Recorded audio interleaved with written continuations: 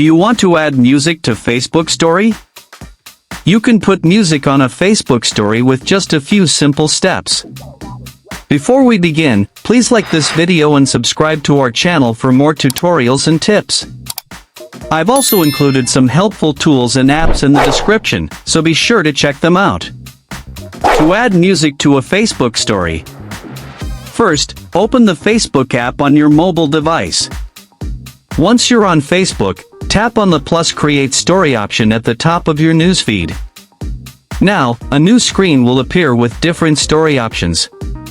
From the top menu, tap on Music. A new screen will appear with trending songs and a search bar. Scroll through or use the search bar to find the song you want to add. Tap on the song that you want to add. Now, from the right side of story editing screen, tap on the background icon to change the story background color, or you can also use your own image.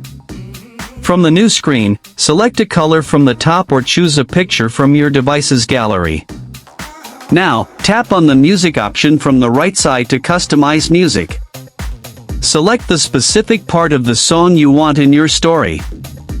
You can also customize and enable or disable whether the lyrics or album art will appear on your story. Once you're done editing, tap on Share.